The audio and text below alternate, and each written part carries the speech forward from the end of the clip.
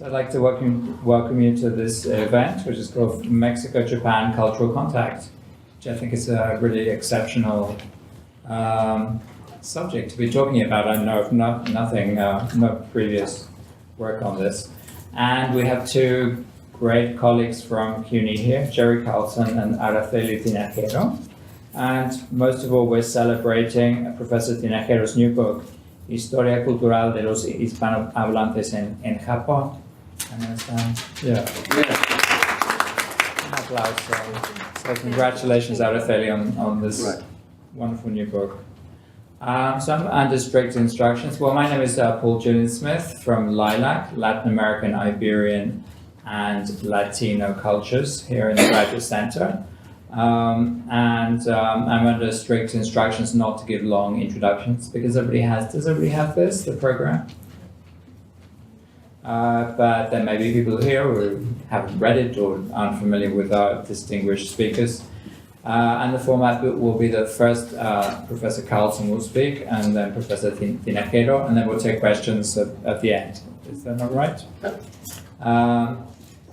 So Jerry Carlson, as you can see, is the director of the Cinema Studies program in the Department of Media and Communication Arts at the City College CUNY. He's a specialist in narrative theory, global independent film, and the cinemas of the Americas. Carlson is an active producer, director, and writer with multiple Emmy Awards, and he's to be seen very often on CUNY TV. You've seen him on CUNY TV. So this has been many years that Jerry has been promoting, amongst other things, Spanish language culture on television, on CUNY TV in New York City. And I had the great pleasure of taking part in two events with him. And when I had a conference on Spanish and Latin American media last year, he gave us a tour of the studio here in the Graduate Center. So it's an extraordinary resource to have that TV studio here. And Professor Carlson is very active in that studio.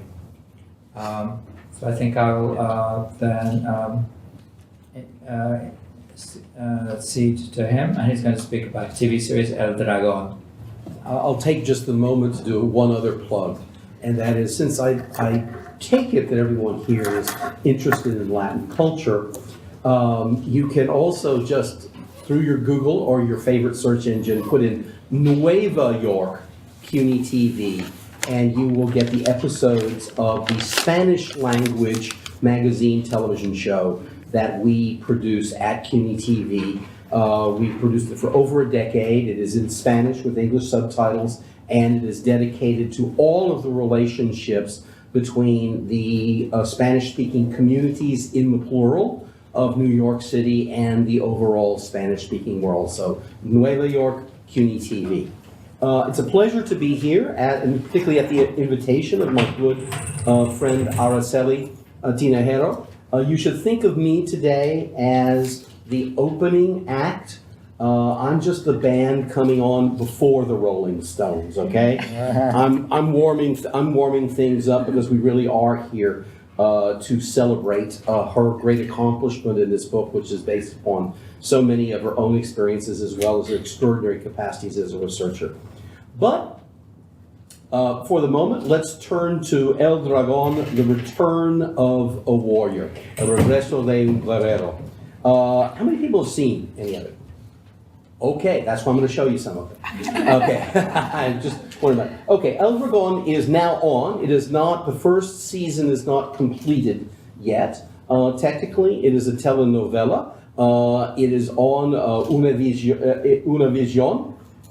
And today I want to talk about it as a kind of new transnational media product with a particular Japanese accent, which is part of the expansion of the Mexican televisual world. I think it's a transnational work in at least three very important senses, all of which bring Japan in. Japan will sort of be like the final act of what I'm going to be talking about. I'm going to set up Japan through the rest of my talk for about 15 minutes.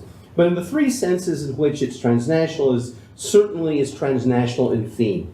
It's set in the world of the Mexican cartels and it simply assumes that they are part of international capitalism.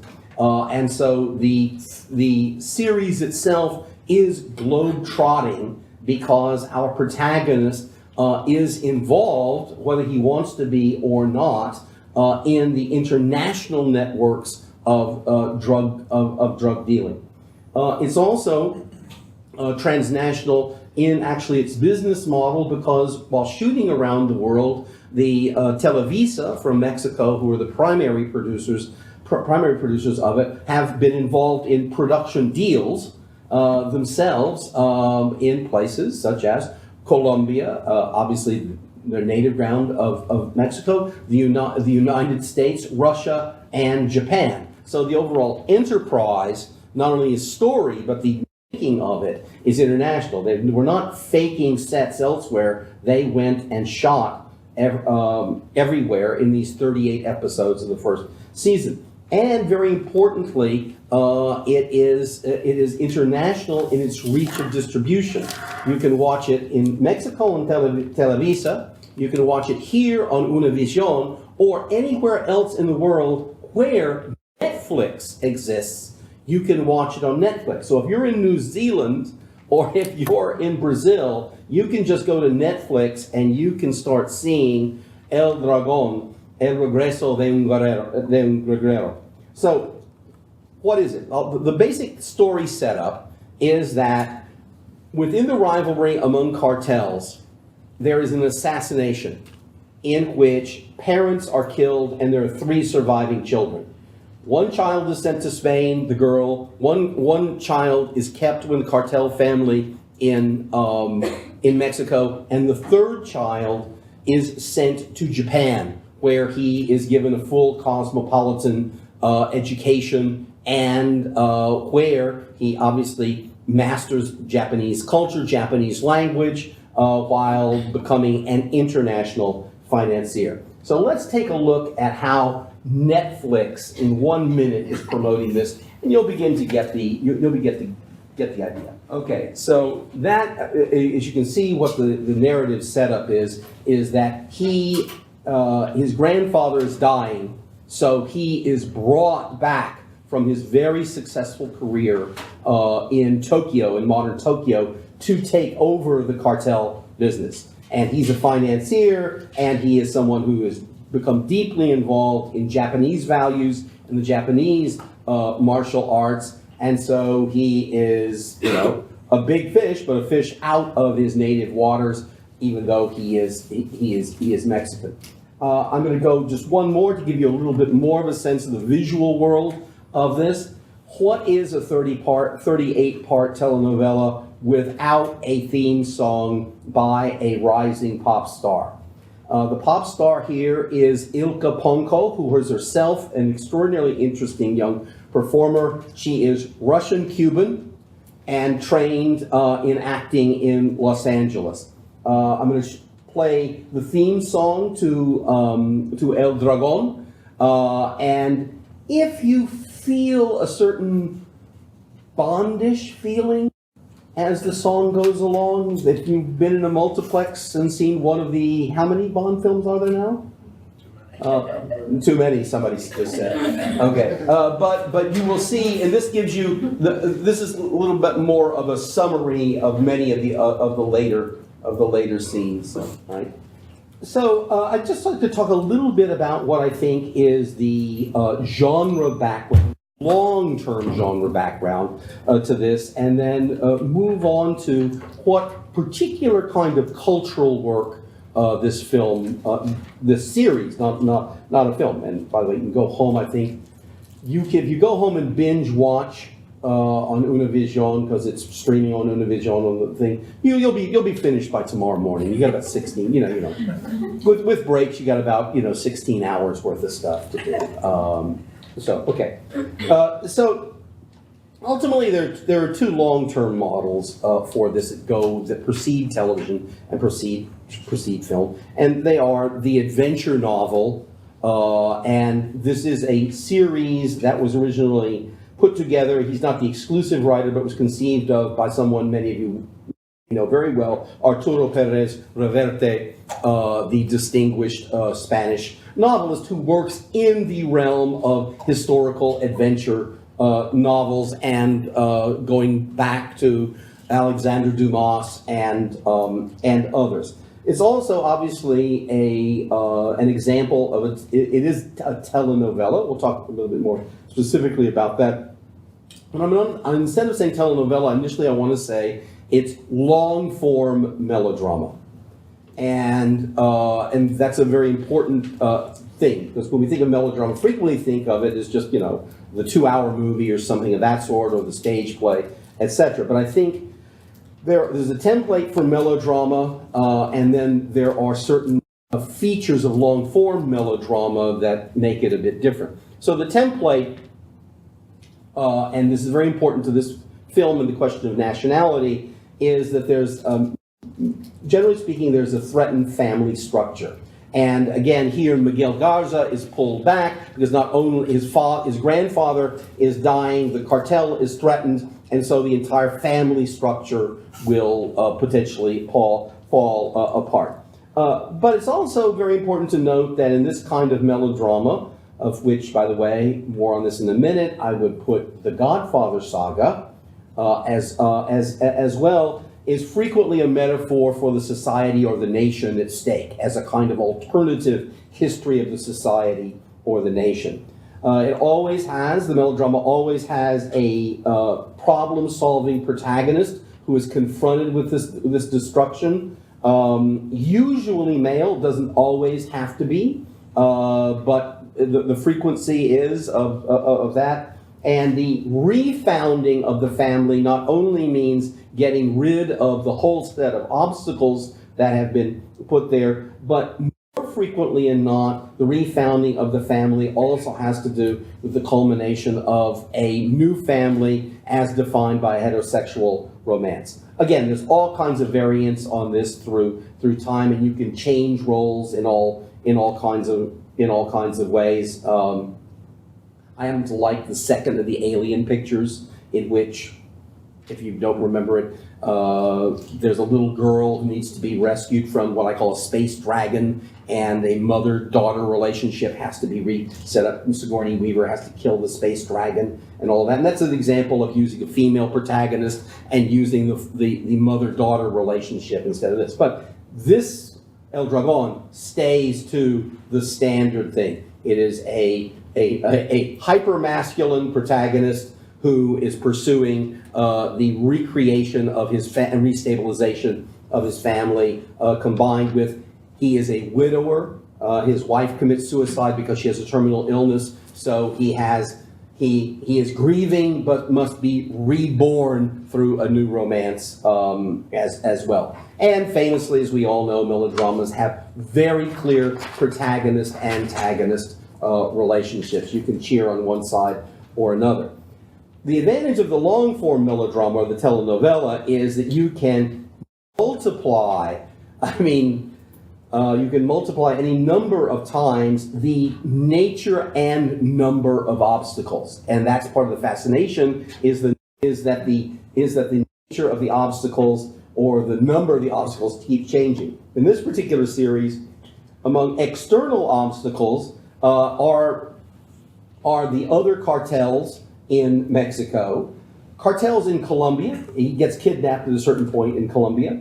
Obviously, the Russians are all part of this, so you have Russia. Let us not forget the mafia and the Mediterranean connections to all of this. And of course, on this side of the Rio Grande, we also have the DEA, who are trying to get all of these people, the DEA or the FBI. So at one point or another in 38 episodes, he faces Mexican cartels, Colombian, Russian, Italian, and U.S. law enforcement, who doesn't really understand that he's not the person that they think he is.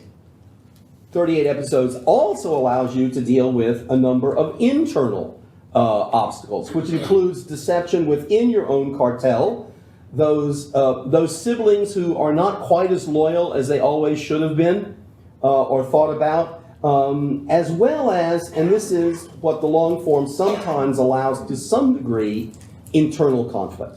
the protagonist.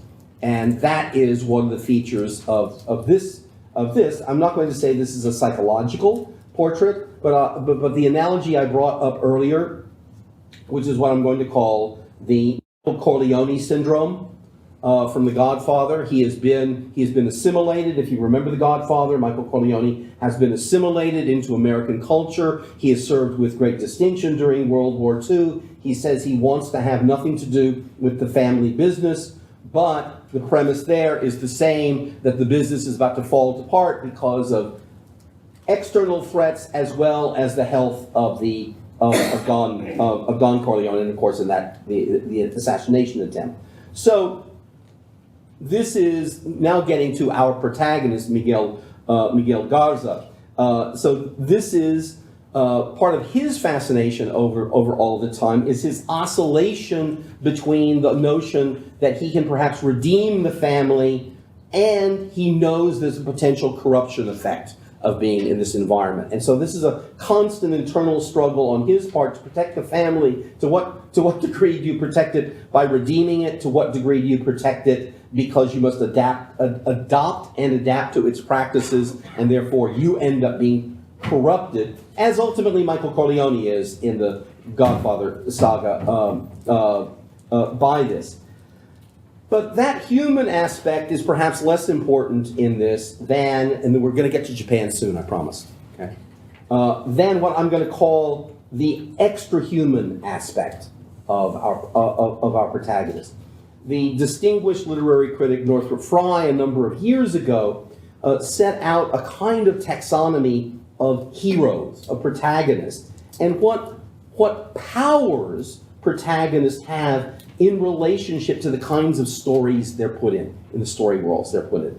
And it is very important in this particular series, and again, this is going to connect us with the Japanese aspect very soon, that Miguel Garza is what I would call not superhuman. He's certainly not supernatural. He's not from a science fiction world, but he is what I would call extra-human. And by that I mean he has powers and skills greater than the majority of those in his community, but they don't cross the line into divinely granted or into the supernatural in any way.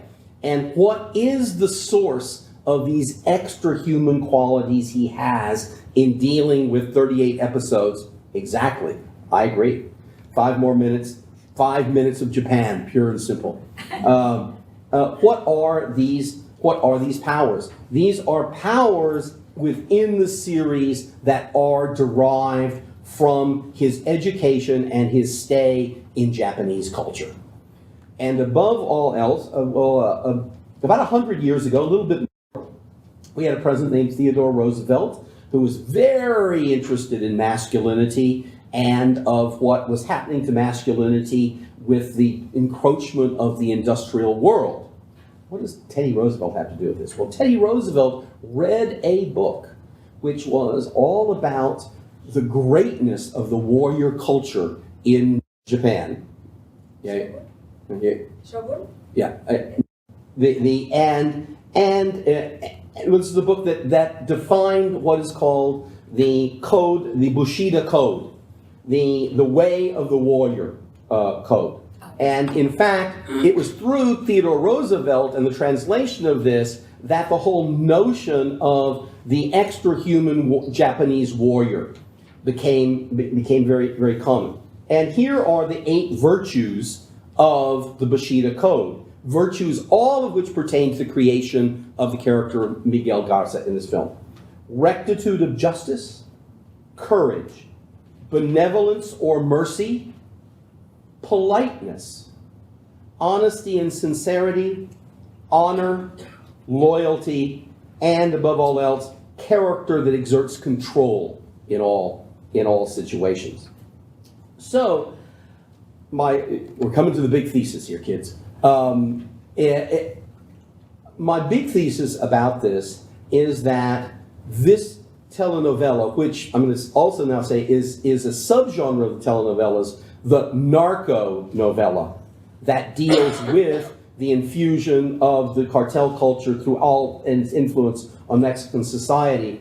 His heroism is premised on the fact that he embodies an alternative masculinity that may be brought to Mexico and may, in fact, redeem a corrupted sense of masculinity that has been corrupted by the cartel culture. And this is based upon the idea that there is at least one parallel between Japan and Mexico, is that they came late and a bit forced to modernity, and this is usually forced by external powers, and that they therefore, since they're deeply traditional societies, they've had to come to some kind of balance between these two. And I think the premise of this whole entire series is the cartels are the embodiment of a patchwork modernity that is a confusion of tradition and modernity. And what Miguel Garza does across the line is show that there is another way, that you can embody traditional values, in this case, Japanese, but ones that may be borrowed very, very successfully to another culture, and that you may have a different culture that has synthesized the modernity, industrialization, capitalism, etc. in these cases, and the preservation of some values. It seems like they're going to go into a second season, so it seems like it won't all be resolved, but it's been successful enough. So I leave you to your binge on the promise that you will see an alternative model of Mexican masculinity as proposed through the lens of Japanese Bushido Code of the Warrior. Thank you so much.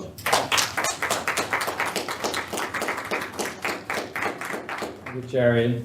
And so it's a very exciting moment for Mexican television. There are lots of changes happening, even with Televisa, as we've seen. And so now we come to the plato fuerte, as it were, Yeah, you betcha. the main course tonight, which is Professor Tinajero, and celebrating her book, Historia Cultural de los Hispanohablantes en Japón. And I had the great pleasure of reading some of it, and I was just struck by the breadth, because it's to do with intellectuals, it's to do with cultural expression, dance. I mean, there are many different aspects to this book, and I hope we'll hear about them. So Araceli Tinajero is Professor of Spanish at the Graduate Center, my colleague, and City College of New York. So there's a City College theme here also. Her research interests are Orientalisms, Modernismo, reading history, travel writing and biography, transoceanic studies, Mexican, Caribbean, and Latino literatures in comparative perspective, and especially Cuba. So I was thinking of island nations, Japan, Cuba, and then we know what her most recent publication is, a groundbreaking study of the history of the Spanish-speaking people in Japan.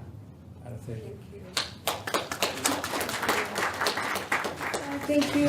Good afternoon. I wanted to thank the Miller Center for allowing us to organize this panel.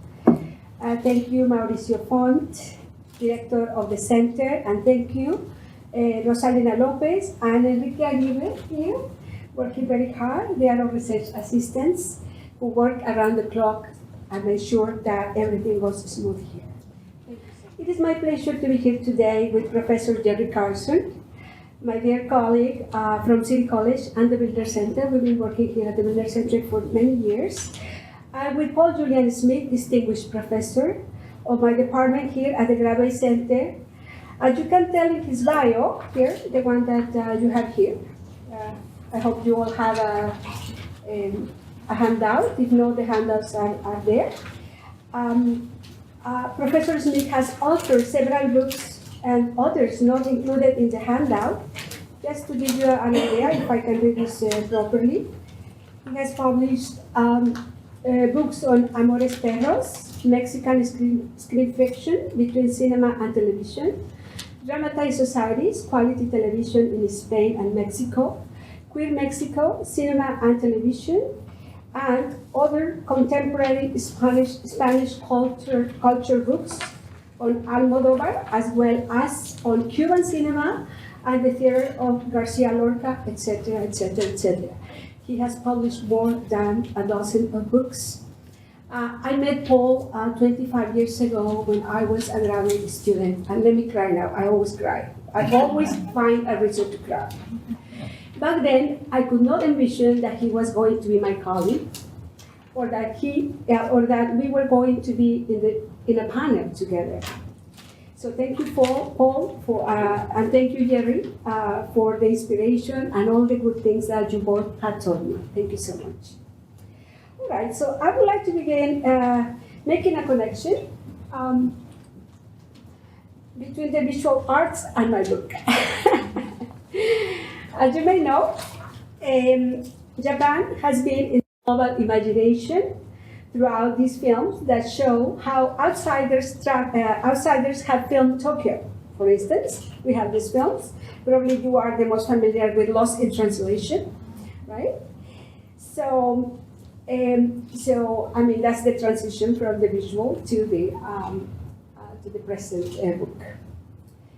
So I lived in Japan between 1981 and 1984 in the city of Nagoya. Nagoya is the south, a little bit west of Tokyo. Back then, there were very few Hispanics living there. There were no newspapers, magazines, radio stations, or cultural centers where Hispanics could gather. So in 2009, I went back to Japan to collect details. Because I was writing my book Kokoro, A Mexican Woman in Japan, which is basically my memoir of when I was living there. As a teenager, living with Japanese people and working with them, doing humble jobs like serving ramen in the countryside, or working in a restaurant or at a gas station, etc. So the translator of the book here, from the Spanish version into the English version, is Dan Shapiro. Dan is here. Thank you, Dan. Thank you for being here. So, but when I went back there, in 2009, obviously, things had changed in Japan. Yeah, a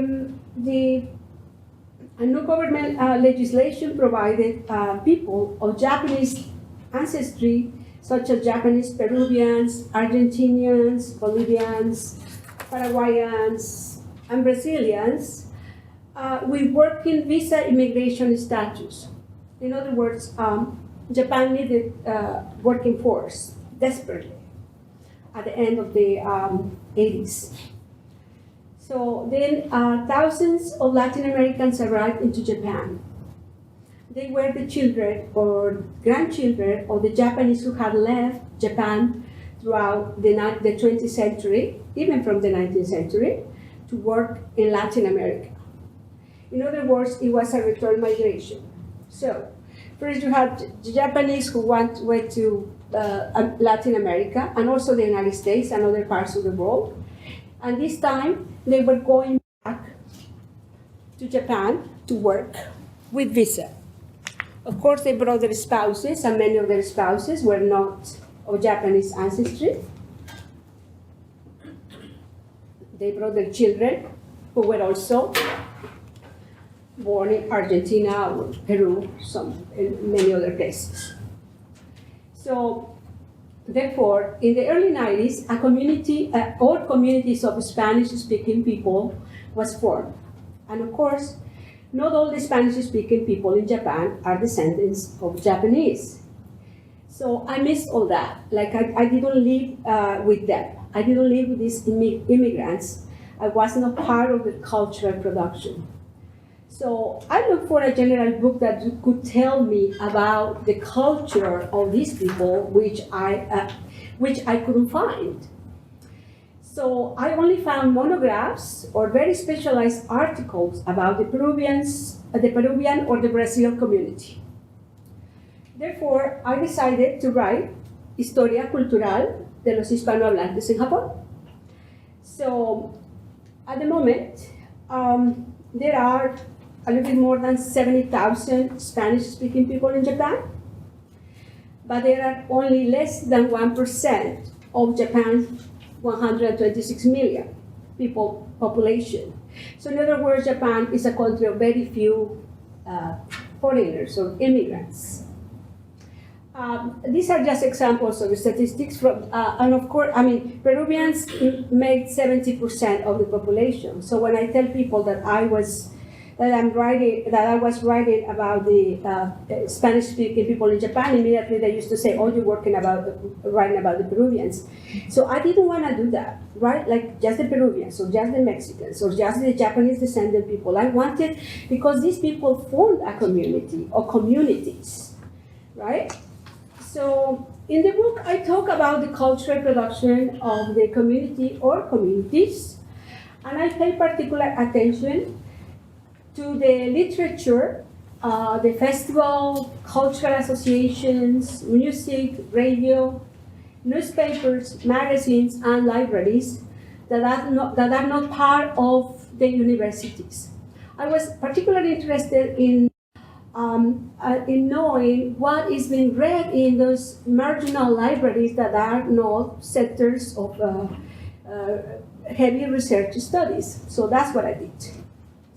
So today I'm going to give you some examples of what I studied and why, and I will talk particularly about Spanish and Mexicans. Why? Because Arturo Pérez-Reverte wrote Ldrago, and because Ldrago is a Mexican melodrama.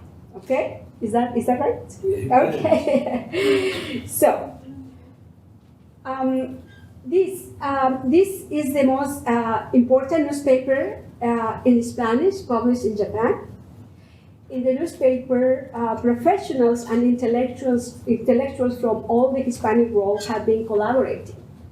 So that's why I decided to call the book Hispanohablantes, because here you have Spaniards, you have Mexicans, Colombians, Peruvians writing for the same paper, right?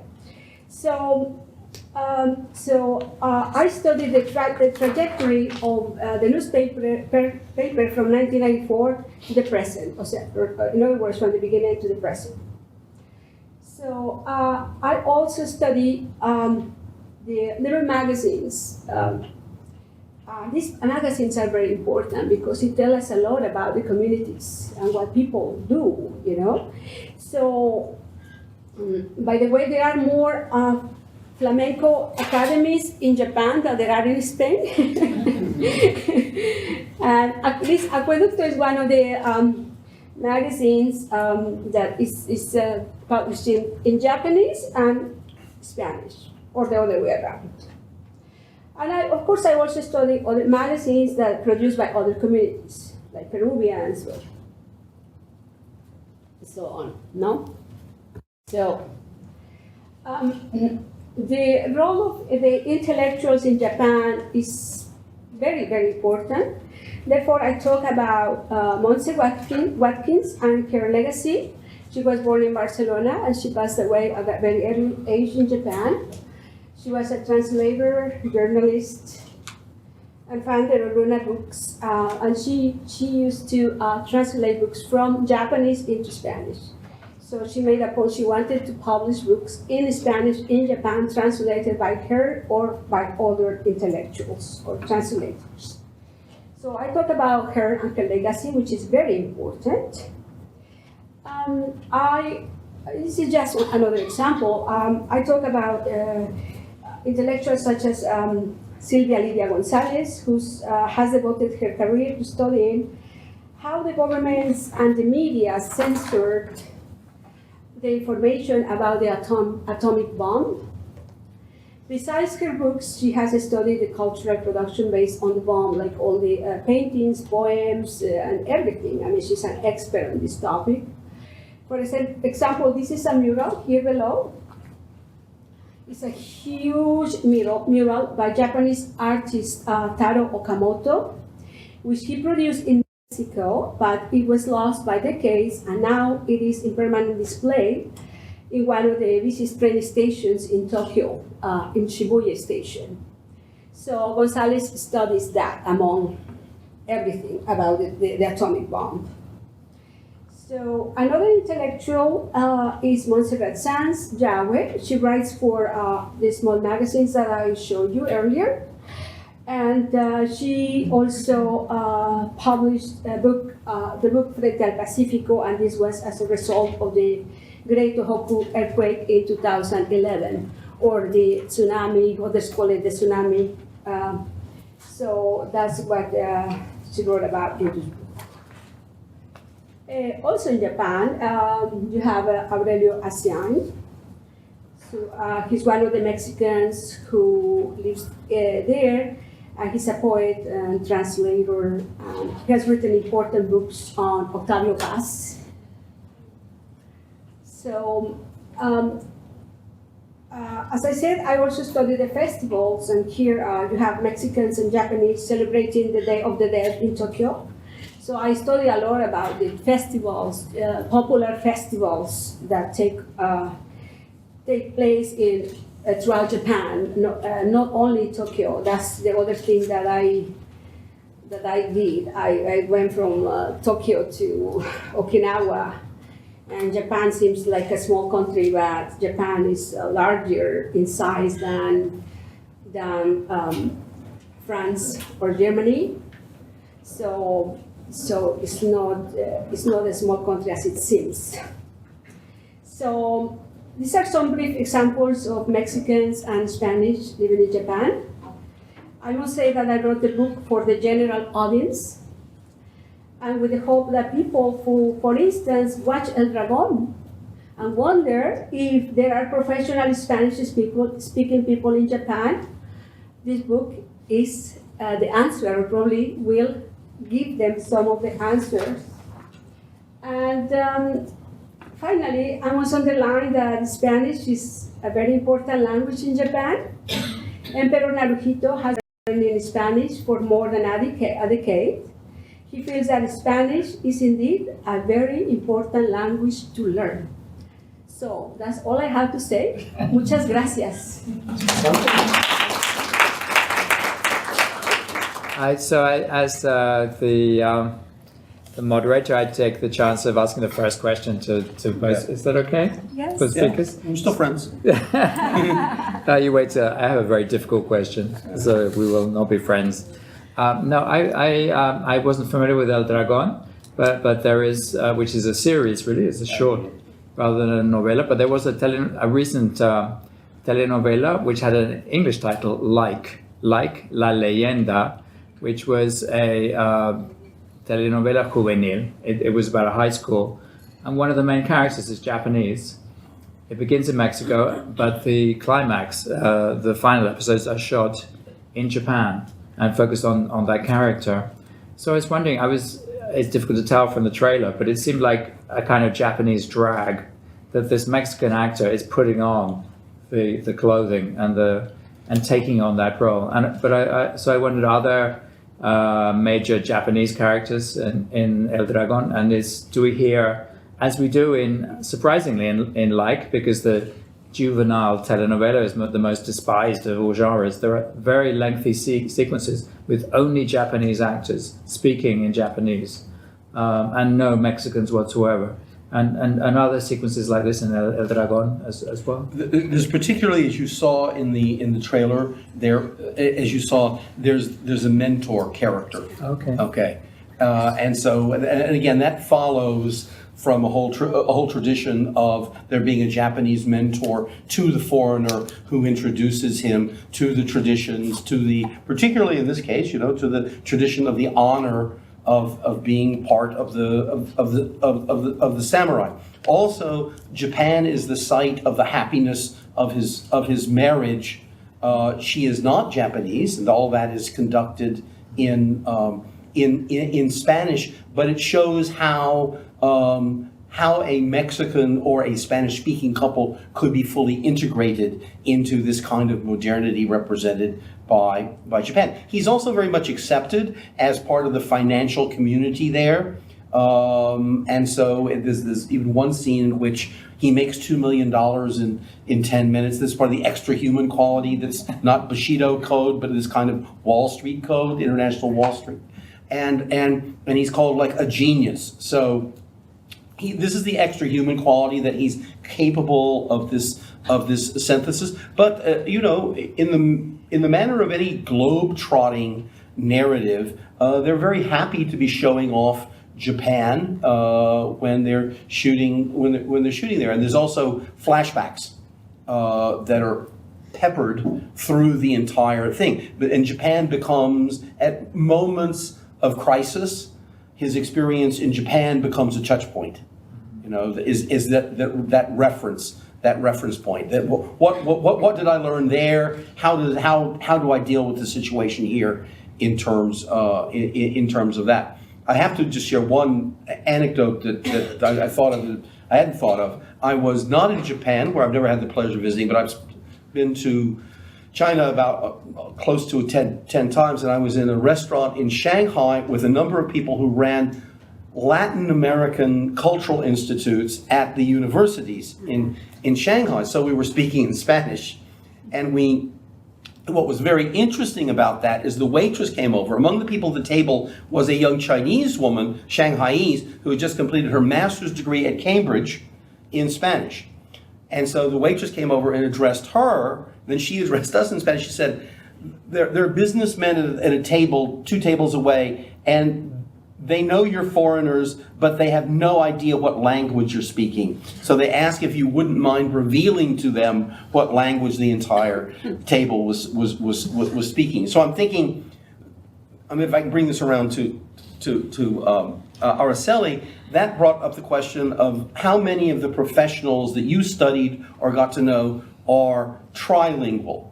Because my experience is that English is used as a contact language between Asian countries. If you don't know the Asian language, Koreans and Japanese sometimes speak English to one another. Chinese and Taiwanese and Japanese speak English if they don't know each other's language. So how many of these people are actually living not merely biculturally, but they're actually living triculturally? Yes, many of them, they do speak Japanese. They are professors, so they have to they are doing professional jobs, right. So they have to learn Japanese. Right. So, and if they are from Latin America or from Spain, they on their way or they already know English as well. Right. And you have the Catalans who obviously speak Catalan right. and French and Italian. Right. That's also, a fact. Right. I was struck that in this other telenovela, long form melodrama, it bears out what you were saying about this strange juxtaposition of tradition and modernity, because there are many shots of the kids in Shinjuku. It's all bright lights, neon, lots of people, and then you have the very slow sequences in traditional interiors, older people speaking slowly in Japanese to the young girl. And I was struck that maybe this is the image of Japan, that it's both hyper modern and also hyper traditional. But the question I would have for Araceli is to do with production of community. And so one way that you suggest that this community has produced is been through print culture and through the magazines, both kind of general and more little magazines, more cultural. And I wonder on the web whether that has continued. Oh yes, absolutely. I only study a couple of. Actually, the newspaper is now went out of print, and I went online only. Mm-hmm. And some of the magazines I studied, they are online too, but they have also a printed edition. But many of the old editions, obviously, they are not online because they were not digitalized on time, or so. So what I studied what is in print mostly, because I have this fear that one day we may lose connection and then we will not have a memory of the printed production, because there was a very important magazine that was great for the community. It was called Wakaranai, which is I don't understand in Japanese, and it had a beautiful printed edition and also a digital edition, but a hacker tab. and I never was able to see the magazine. I've seen covers, 3 covers that are somewhere there, but that's it. So we lost it forever. So that's why I wanted to study these little pamphlets and small libraries and things. So we have records of what's been going on. And I don't know if I mentioned, but I only study the last 30 years. So basically from the moment that all the immigrants arrived from Latin America to the present. So it's a way of recording what is there right now for future generations. So. If I can ask you, I saw the work of a number of the people who were translating Japanese into Spanish. So obviously they are, bridge characters. To what degree is it working in the other direction? That is, to what degree, some of them are obviously professors of not only the Spanish language, but of Iberian and Latin American cultures. And so what was your impression of what that experience is like as being purveyors, not merely being a community of Spanish speakers, but being a purveyor of Spanish-speaking cultures to Japanese society? So let me see if I understood. You're talking about like the Japanese professors who also the other way around? I'm actually talking about the professors who are in Japan. Mm-hmm. They're professors of Spanish language, but obviously they may be from Spain, Colombia, Mexico, whatever, but they're also professors of their own cultures and of their own literatures and artistic production. So what's their experience like in teaching Spanish and Iberian and Latin American cultures in Japan? Well, Spanish or Latin American culture, Spanish culture is being popular in Japan throughout the 20th century. There were institutes. The first Spanish institute was established back in 1894, and there was also passion for Latin American music. You have groups of Japanese painters who are obsessed with Mexico. That they all they paint is Mexico. Yes, it's very interesting. So there's a lot of interest in the Japanese community, and also there are thousands and thousands of Japanese people who speak Spanish, who learn Spanish, who go to Mexico to study Spanish, who go to Argentina to learn Spanish, to Spain. So Spanish is the second most. Besides English, is the most popular foreign language in Japan. Yes, so Spanish is very, very, very important. So they teach in Spanish at the university. And also you have Japanese people who speak an impeccable Spanish, who teach also in Spanish to the Japanese students. Yeah. So it would appear that with Ldrago that you could make an argument about cultural appropriation, that the Mexican is borrowing this, literally disguising himself in this way. But then the fact, if there are more flamenco schools in Japan than in Spain, the cultural appropriation is a two-way street. But I was just wondering, are Japanese aware that this is very specifically Spanish and from a particular part of Spain, or do they think it's just generally Latin flamenco? No, they.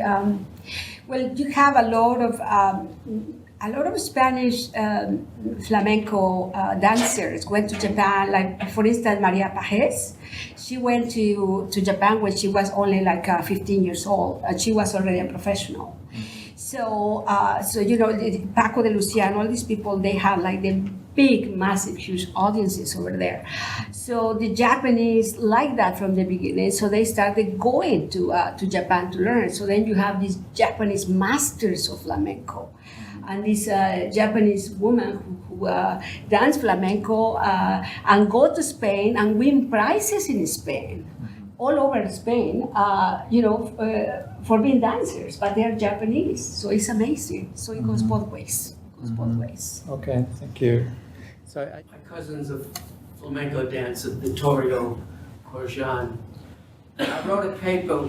It's tongue in cheek, but I can make a case that flamenco's origins are in Japan. I get there different ways. Number one is India, Kathakali dances, the gypsies, that's where they're from. Buddhism, India, it moves over. Also the Spanish, Francis Xavier, the Portuguese. And then the colorful kimonos and the dance. Maybe it's not historical, but there's a sense, it's metonomically that there's something about it that relates strongly to Japan. So I'll mail you the 5 pages if you're interested. It sounds fascinating. I'm not a flamenco expert, so I really don't know, but it sounds fascinating, no? The connections that you make. Thank you. Thank you, and I apologize, I got somehow lost and I didn't see the dragon, but I'm going to buy it or do something quick. Could you speak To up? repeat it. Yes, I am so interested in this work because I am a professor at City College and I teach about immigration and the integration of Mexicans in New York City. And one of the things that fascinated me when I started 10 years ago was sitting here at Lincoln Center at a bar, at a Japanese sushi bar, and noticing that one of the sushi chefs had Spanish eyes. And my husband says, "Oh, you're crazy, what do you mean? He has Spanish eyes." I said, "This guy is not Japanese, he is Spanish. I didn't know he was Mexican then." Yeah. So the integration of Mexicans in New York in the labor sectors that I study, mostly low-wage service jobs, it's fascinating to me because I compare them with Dominicans who have been here a little longer than Mexicans, right, since the 60s, 70s, but significantly since the 80s. And Mexicans came in the late 90s. But I see that in Asian restaurants, there are no Dominicans and no Puerto Ricans working. It's only Mexicans.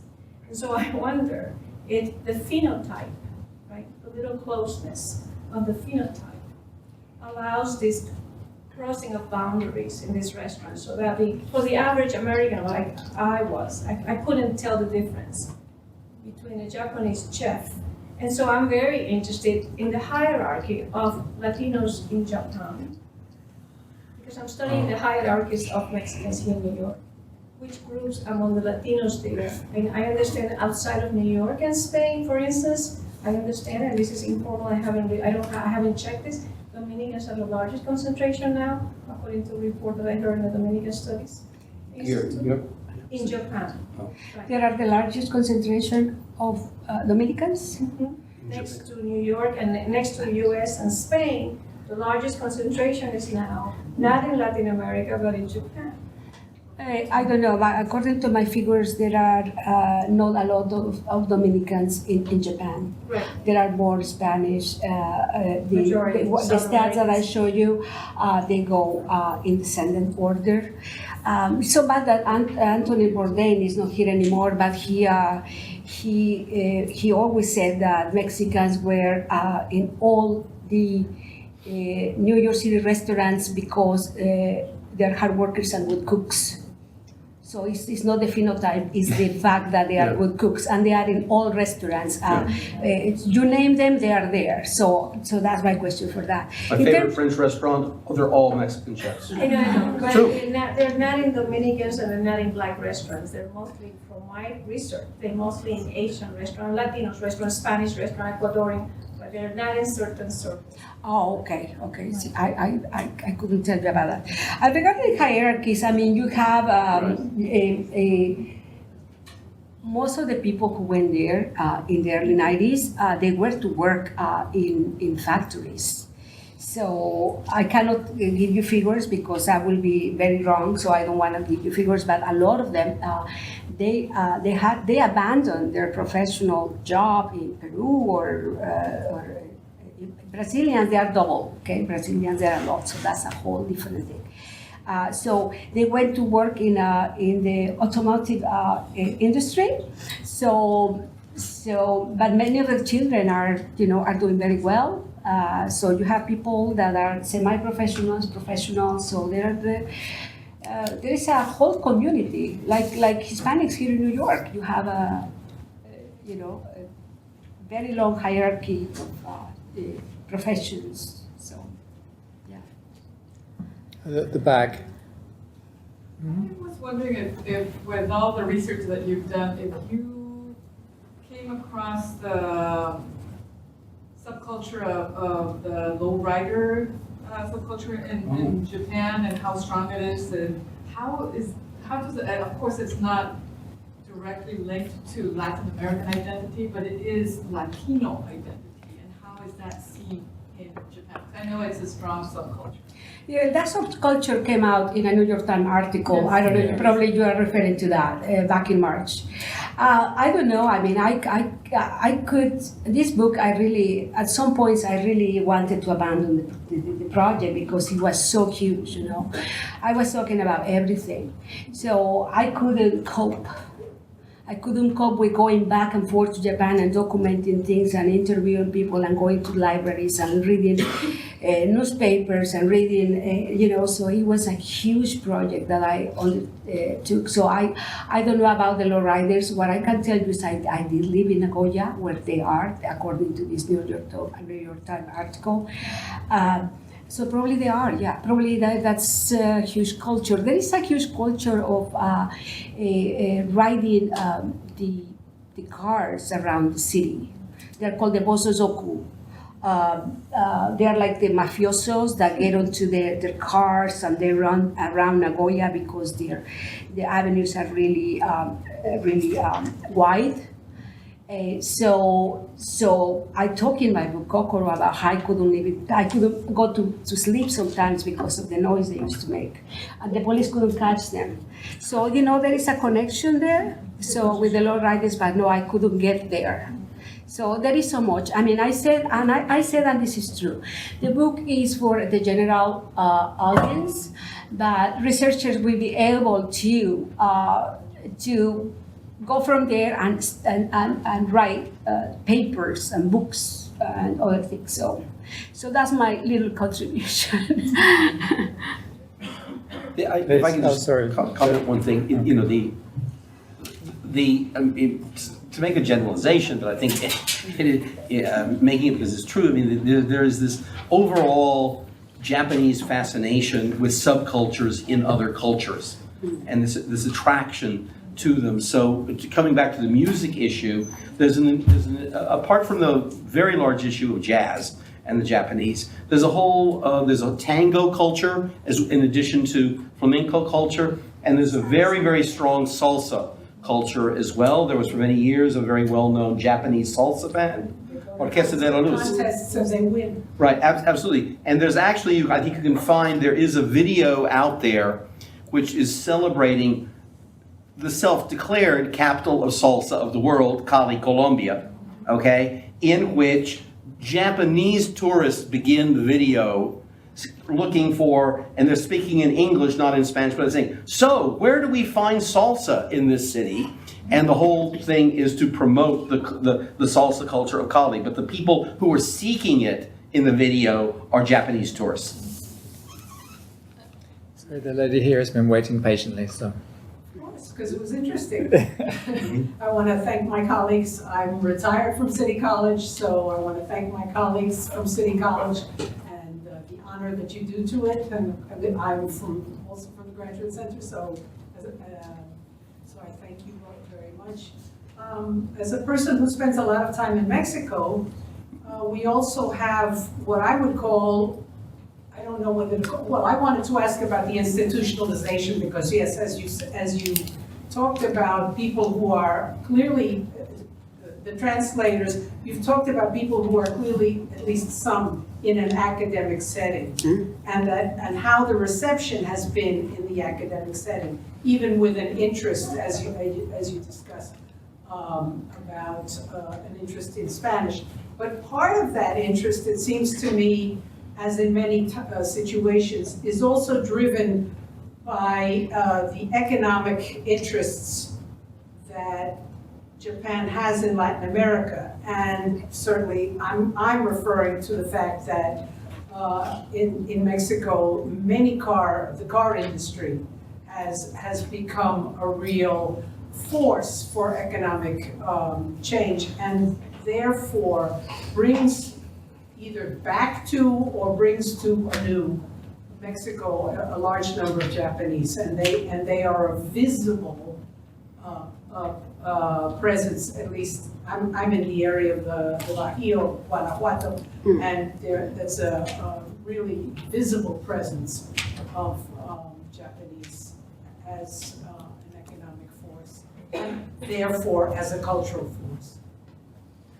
Yeah, Mexico was the second largest importer of Japanese goods in the 70s and early 80s. So when the economy collapsed back in 1982, Japan was like devastated because, you know, they had to export things. So yes, you have a lot of Japanese in Mexico. I mean, that's another story about the Japanese in Mexico or in Brazil or in Peru. So that's, you know, there are a lot of studies about them. But I thought that the Spanish-speaking community in Japan deserved attention, and so I think it was this was a very daring project because I'm not living in Japan. But I had to go so many times, and I know the culture, I know the language. So I thought, well, with what I have, I'm going to do something and put together, because a friend of mine from CUNY went to Japan just last December, and he took a very professional guide, very professional guide took him through Japan. And when he asked about the Spanish-speaking people, the guide said, "Oh no, there are a few people. They are in factories. That's it. That's all he had to say." Why? Because there are no studies, no books that are available that talk about this community. And I'm very interested in the factories. I have a book on the culture in the tobacco factories in Cuba. I'm interested in law culture, but also in intellectual culture. So I thought I want to put this together so people see what is there. So like what? I don't know. Like the book I wrote. It's a way of looking at the contributions that Hispanic and Iberian and Latin American make to Japan, to the whole society. If I could just ask one more question to do with trade again. In 2016, there was a beautiful exhibition at the Franz Mayer Museum in Mexico City, which was called La Nao de China, the Chinese ship. And in spite of its title, it was about Asian trade in the colonial period. And they had some very beautiful items from Japan in that. And so the idea was that at that point, Mexico City was a kind of hinge between Asia and Europe. And so there was a precedent for this commercial engagement between Mexico and Japan, I think, which went on for centuries. Yes, it went for centuries. Indeed, the trade of the Manila galleon began in the 16th century, and it didn't end up until 1828, if I'm not mistaken. So yes, Mexico had a lot of things from China, from India, from Japan, through the ships that used to go to Mexico, and then they used to leave the merchandise there, and then from there, some of the merchandise was shipped to Europe, to Spain. So yes, a lot of artifacts, in Mexico. Yes, so that's centuries. I'm so sorry I missed that exhibit, but it sounds fascinating. Yes. Okay, so if there are no more questions, we would like to thank the panel. Oh, sorry. Thank you.